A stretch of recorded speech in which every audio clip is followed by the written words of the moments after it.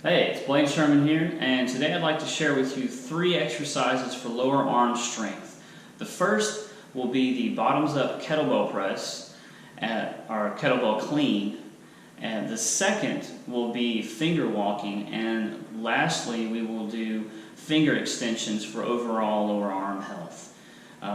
The reason I chose these 3 exercises is to help with striking power in martial arts, namely punching, and also people who use firearms, law enforcement, military.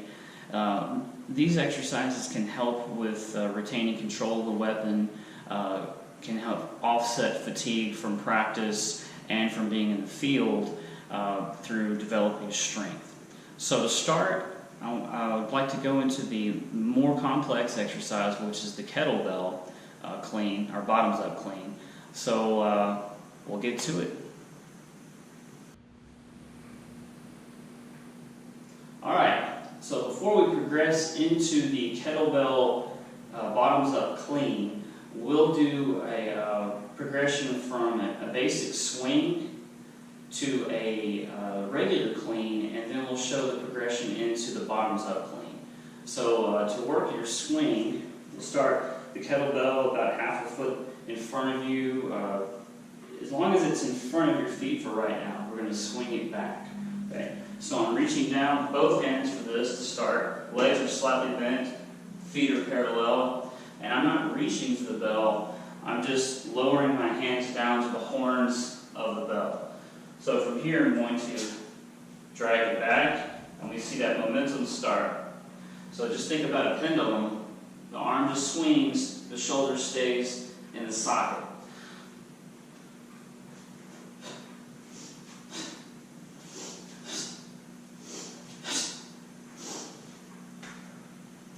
So as I swing up, I'm trying to extend, which is called double extension. We don't have our ankles involved in this, but the legs, the knee, and the hip were fully extended. So I'm slightly leaning back.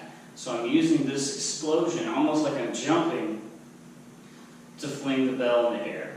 So at this point it should be about weightless.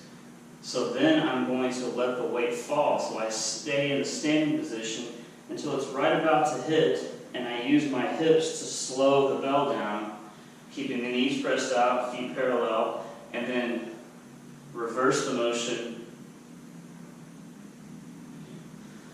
So we're trying to catch and use the body to control the arc of the kettlebell. So again, I reach down, keeping a neutral position with the neck, swing,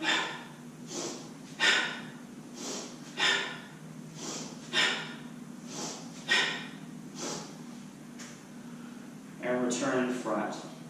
So that's the two-hand kettlebell swing. So now we're going to go into the clean with the kettlebell. So this is called a swing clean. So this is some quick progressions. I'm assuming you have some familiarity with the kettlebell, but if you don't, this is here for reference. So this is using just one arm. I start in the front. You can have an arm out to the side, or you can have the hip. I prefer this. That's just a personal preference. Either is acceptable. So from here, swing back, and we're going to punch through the bell. Okay. So again,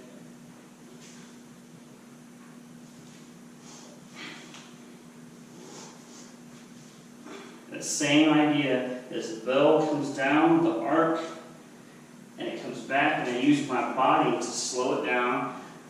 This action, extension of the hips, helps move the bell up. And we're rolling around the bell. And we're catching it more on the biceps. So we're not trying to slam into the forearm, but we're using this as a shelf. So for males, typically you're going to be in here almost like a guard position. This is where you want to catch, here. Females, for obvious reasons, you might have to catch a little bit more to the side, as long as the shoulder's not up here, so you're pulling your lat down, and you're almost like like I said, in a guard position. That's the idea. So if we swing clean, coming out in front, again, I'll do the left arm this time. So it's spiraling around, so I'm not flipping it back. This, if you feel percussion, then you're doing it wrong.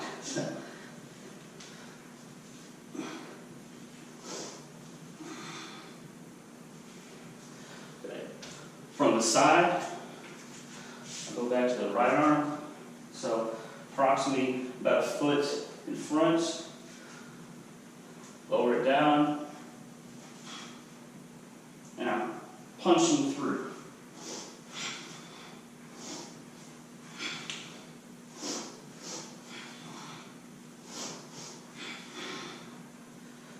So shoulders wrapped.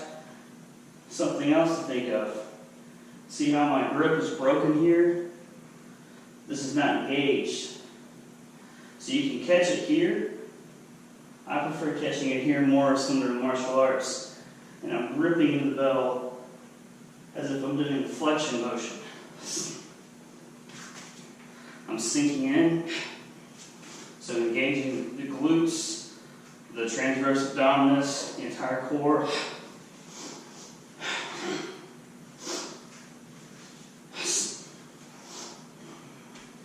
Couple of reps on the left.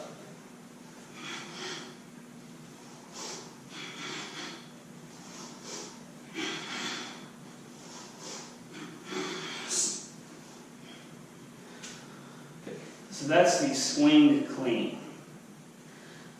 So once you get that, then we can move into the bottoms up, which would be in this position. The bottom of the kettlebell is facing up. It's not rocket science. So we're trying to grip here. So the difference is we're not spiraling in to catch it. We're coming here and it swings. We're not swinging away. We're still maintaining the control of the arc, but then we're dipping under it and catching. So your stance might have to shift a little bit more. So I'll start in front again. Same setup.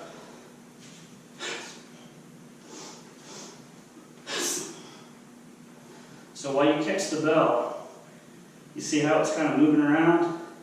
That forces you to engage these forearms and tense here. So your shoulders are relaxed, your lats are pulling down. Your entire body and gripping the floor. You can see my feet. I'm clawing it.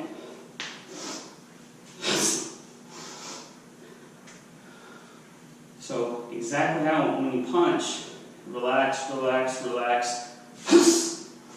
You tense, tense, tense, and you time it. This is relaxed.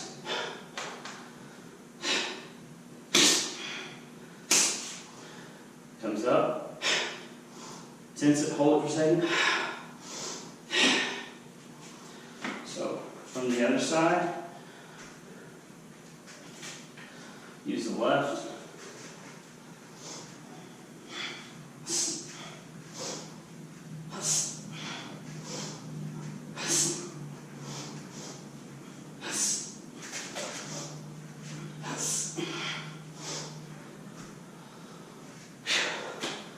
Sometimes it can get pretty close to your face, so be careful.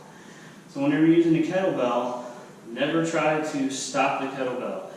If you screw up, let the kettlebell do its thing. So this exercise, every once in a while, you'll probably do this when you start. So if it starts going to the outside, quick feet or happy feet. So move out of the way.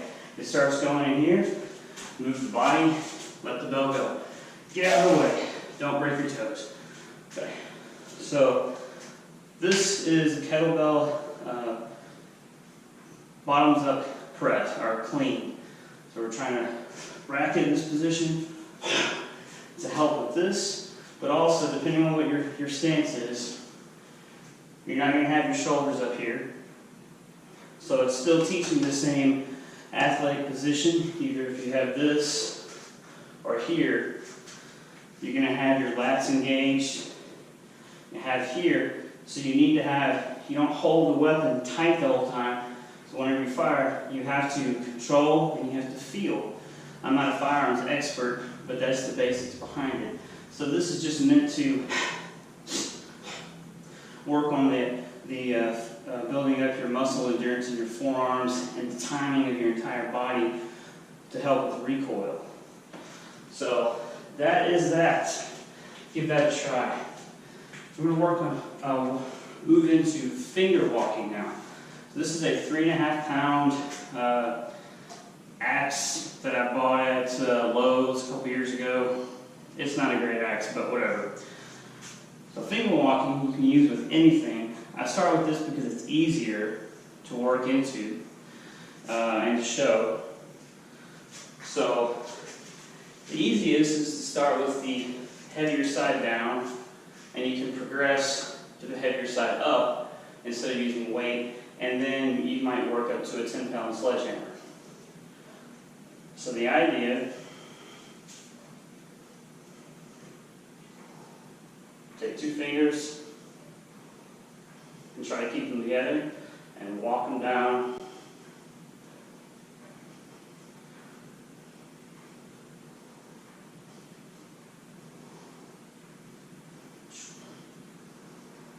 So you have to put tension on the axe.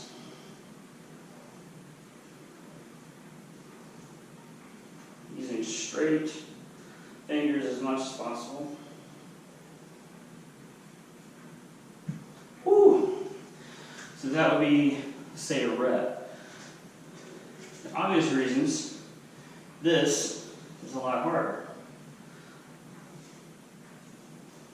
And as with the kettlebell, if the axe starts falling, move out of the way.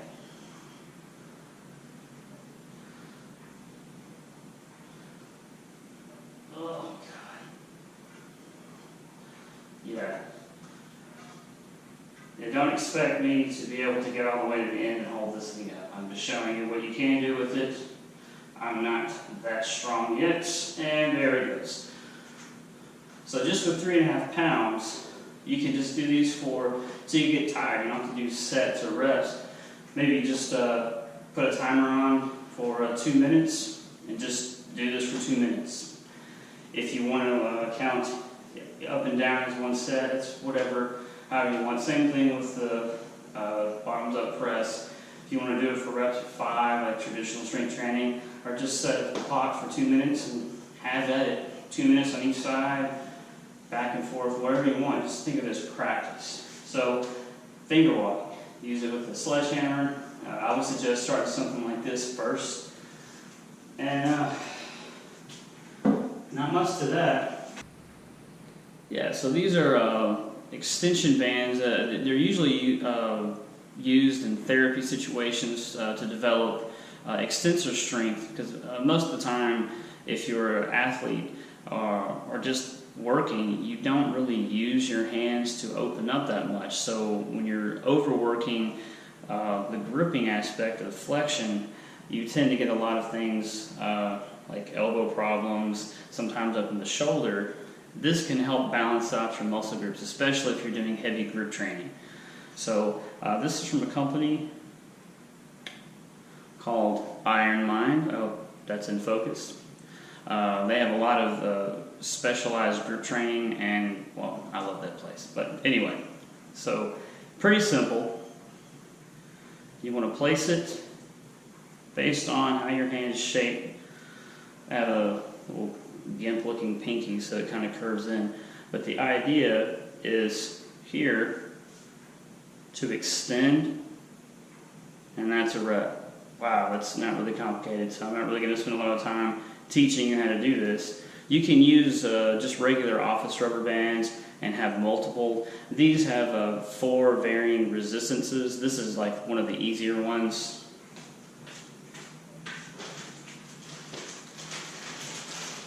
Leading up to the bad boy, the red one right here, which I don't know what the resistance rating is, but it's a little bit challenging. So again, you can see the muscles, and I like to do isotonic and then isometric. So hold it for a second, relax, control it in, and again, you can also do for reps for explosiveness, but to balance out what I was just doing with the clean, I'm probably going to do about 40 reps of these, or maybe put a minute on the clock for each hand and call it a day. So I hope you enjoyed learning some more about grip training, and I hope this helps you hit the heavy bag harder, or hold on to your weapon a little easier. Maybe your forearms don't get as tired, and maybe this can alleviate some of those tennis elbow or golfer elbow problems you might have. So again, my name is Blaine Sherman, and I bid you adieu.